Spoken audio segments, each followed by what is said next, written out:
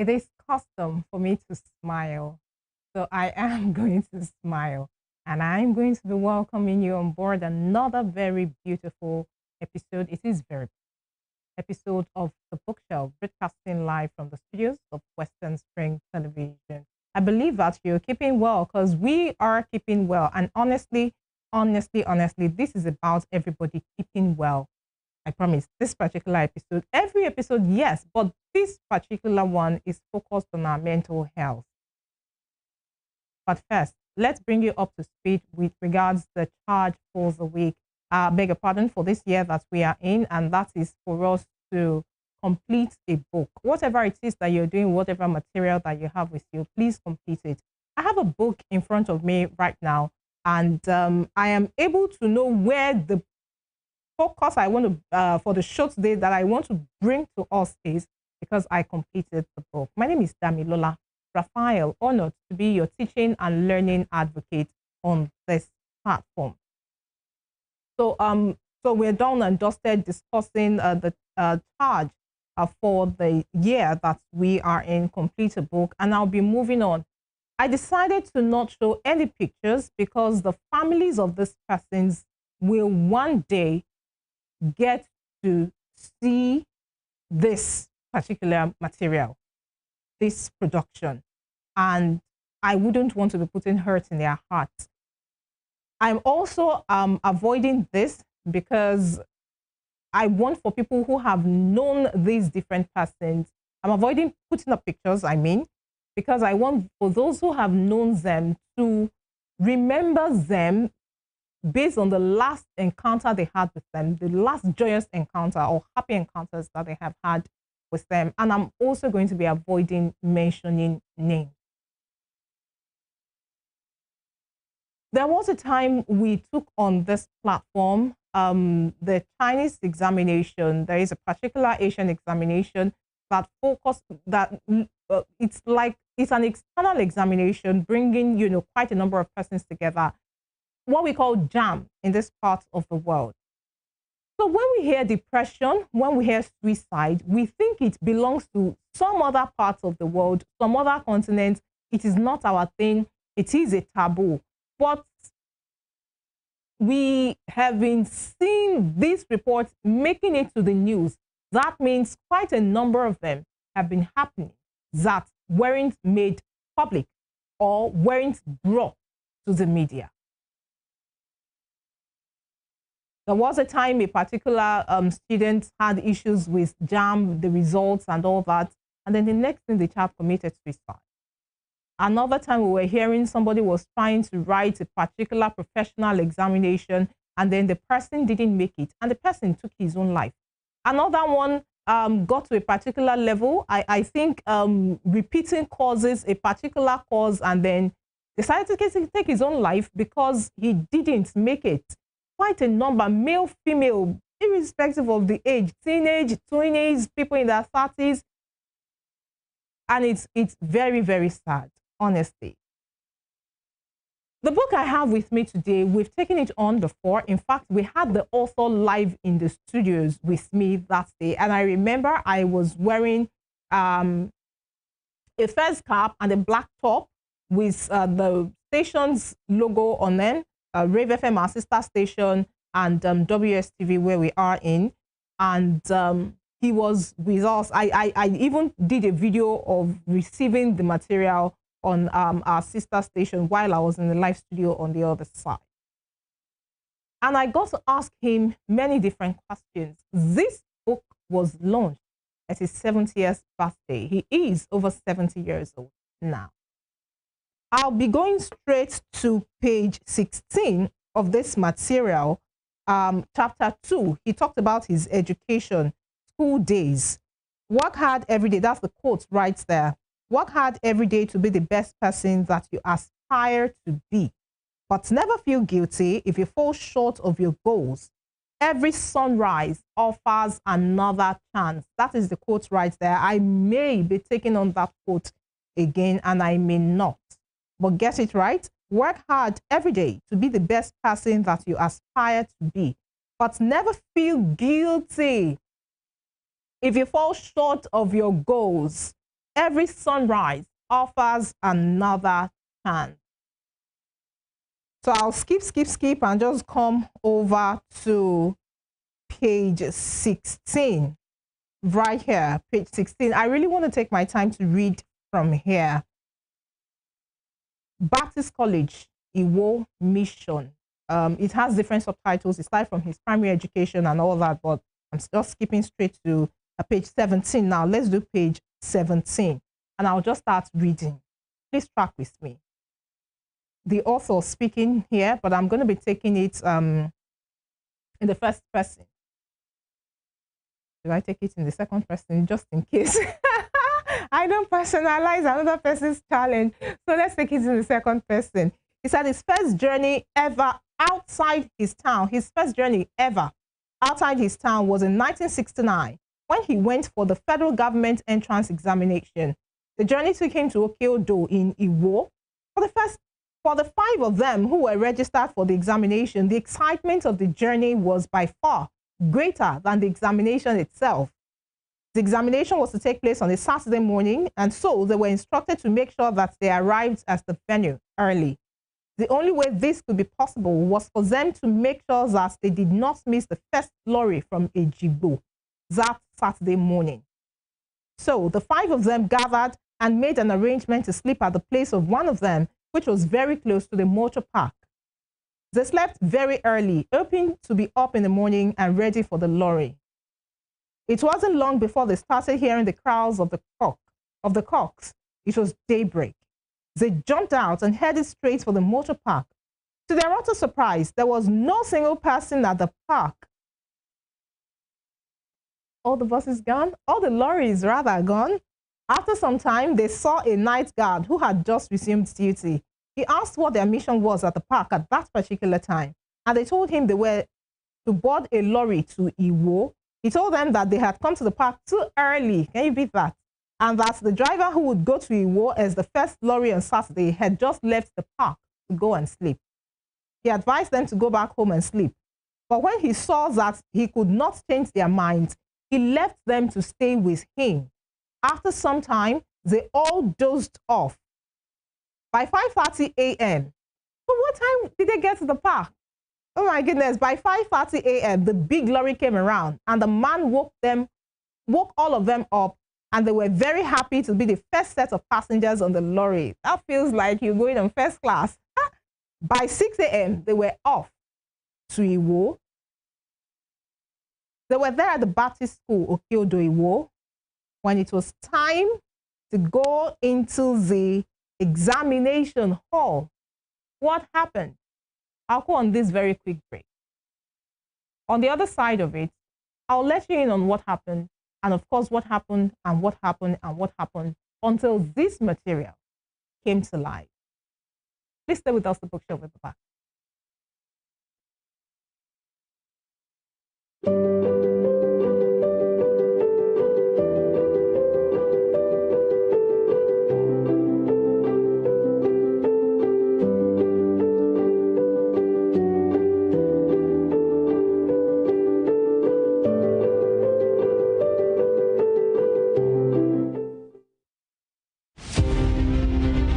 The British Empire was the largest and the most powerful in the world.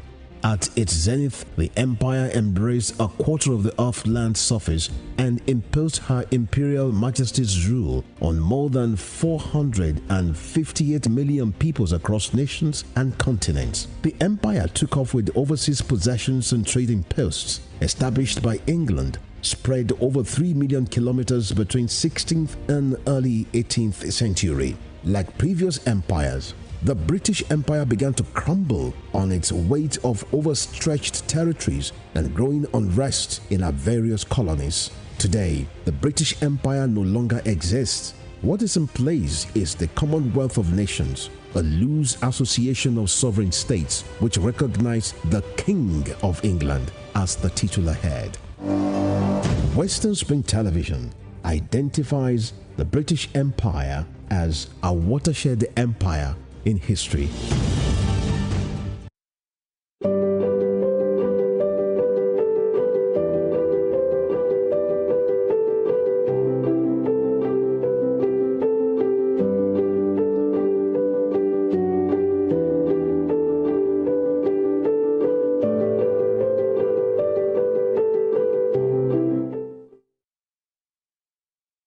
It is a delight to know that you are still on that other side of the screen and longing,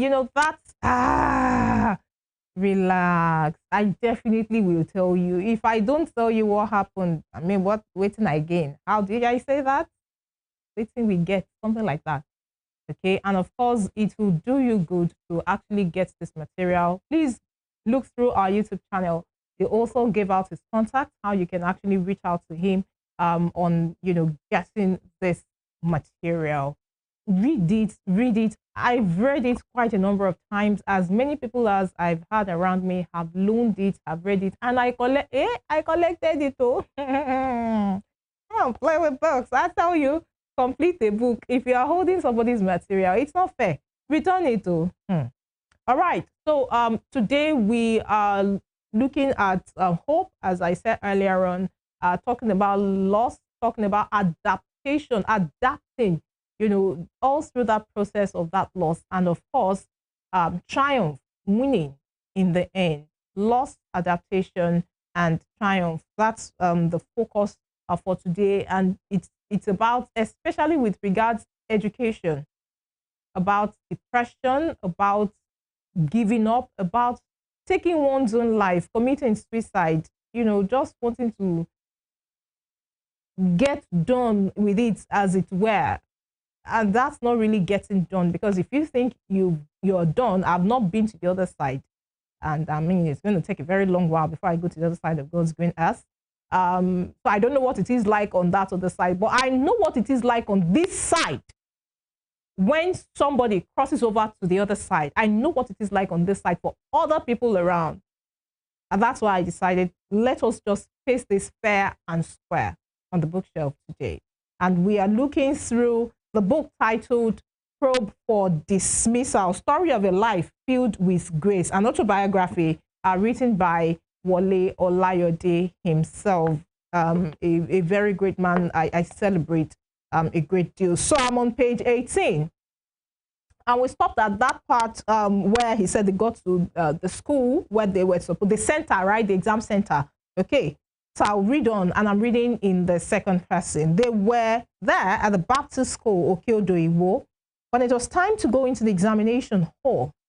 The only thing that could earn him entry into the hall, his examination slip, which he had kept safely in an exercise book, was nowhere to be found. He searched frantically for it, but he could not find it. Painfully, he missed that common entrance examination. How old was he? Primary school boy. Throughout that day, he could not be consoled. It was later in the day that the same lorry came back to pick them back that he found the exam slip in between his seat and the next seat. It was too late.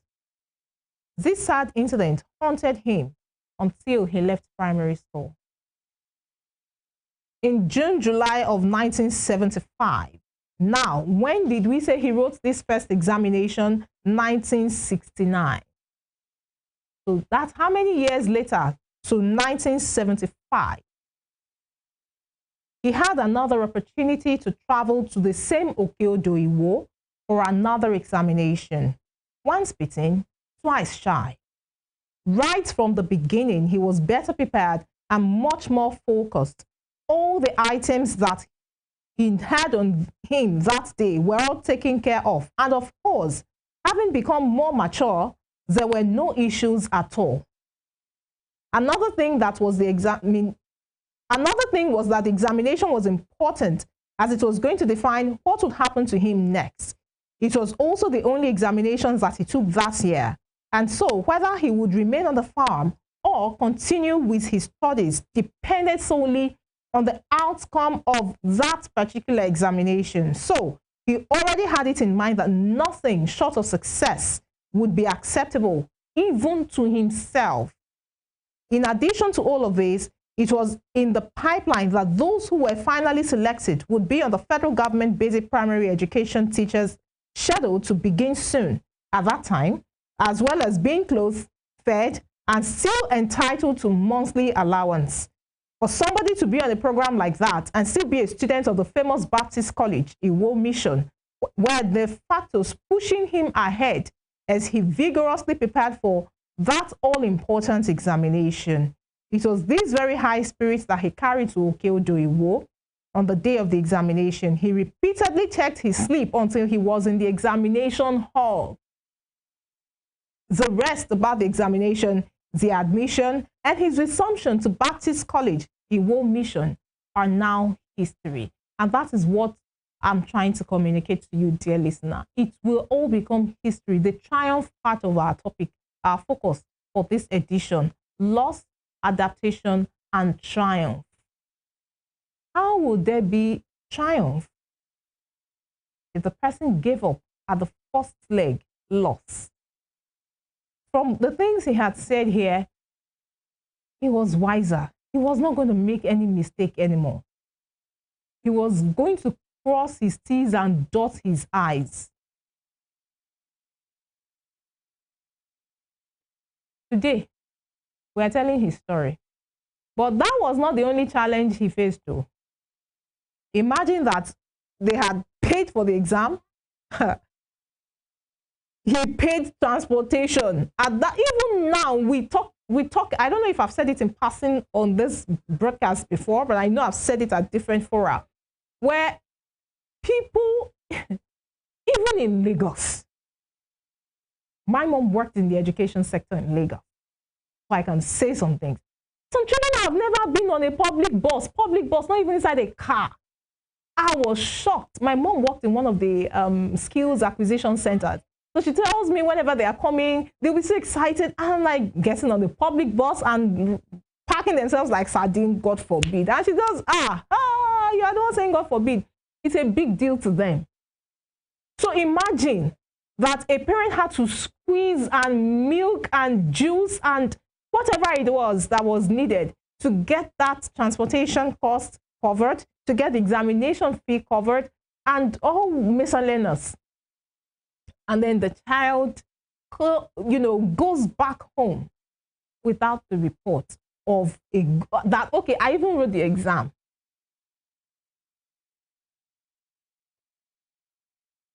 Let's move on to adaptation. Definitely, they didn't rub his head. Well, I don't know what happened if somebody at least rubbed his head and for me, the setting he came in from. Don't worry, my dear, you will do it again. You will pass. Success is the best form of revenge. Success is the best form of revenge. The only way to get back at anyone who has ever done or said anything that belittled you is to succeed. Not succeeding so that now you can have your own pound of flesh, but succeeding so you can show them the right way to do things. Do not become the evil you're trying to fight after succeeding. Hey, they showed me now, I'll show them. No, don't become the evil you're trying to fight. So go through and grow through that process. It's going to cost you. If you have to carry the shovel, yes, going to a site, a building construction site, going to whatever factory, whatever means legal, legit. Don't get me out of context, please. Something you'll be proud of tomorrow. To say that this was the process I had to go through, but I still came out top. Please go through. Pay that price. Pay that price. We have examples, replete across board. Talking sports, let's go golf. Tiger Woods. Look at him. He had gotten to the peak of his career and he fizzled out. He did not even make top 100 globally. And guess what? Whatever happens to him, those dark periods, he came back. That's what we know. That is what is important to people. Who give up now, mess up. Remember, I have not been to that other side of God's green earth. I am here. I know what happens here to people who lose people. You may be at the verge, or you know somebody at the verge, and you don't have words for that person. Play this to them. And if it is you, listen hard. Success is the best form of revenge. As I said about the author, that was not the only challenge in his life. He had quite a number and a number and a number. I mean, look at the title of the book. A sitting governor wrote this, minuted on his file, up for dismissal. That means get him out of my, I don't want him in my service. He ended up retiring as a permanent secretary. Everybody has a journey. If you give up now, how will you triumph in the end? So your adaptation, what works for you. I implore you by the mercies of God, and I'm very, very serious about this. Don't give up. Don't give up. You don't even want me to start telling you my story. I don't have the time for it, but one day you hear it. So please, push. Do it again.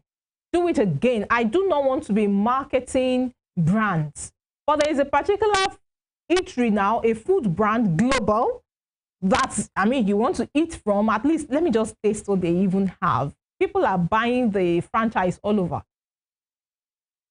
That person had to keep going and again and again. The drinks, I talked about sports earlier. Now we are talking about food. I could just go on. Politics. There are people who have tried again and again and again and again until that one last strike and they hit gold. I want you to keep pushing because there is just that one strike and you're going to hit gold. Keep going for the exams. Don't quit. Quitters do not win. And winners do not quit. Choose to eat your egg with your omelette with the sunny side up.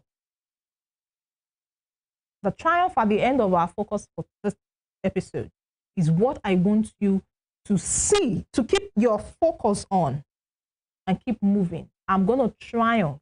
And I'm going to reach out to Dami and tell her, Damilola Raphael, I did it. Yes, you did it. You did it because now you can. So do it now so you can say that you did it. I'm going to be wrapping up at this time on the bookshelf. I'm very grateful that I'm able to let this out. And I'm so thankful to everyone who's ever told their stories. You know, I've always said that one of my favorite, in fact, my top favorite read is biography. Although, but anyhow, as long as it's a biography, it's real stories of real people. I'm grateful I'm able to let this out.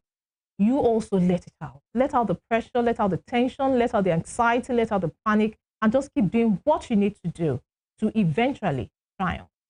Honored to be your teaching and learning advocate. My name is Damilola Raphael. The next one is going to be bigger and better on the bookshelf. Until then, it's goodbye and God bless.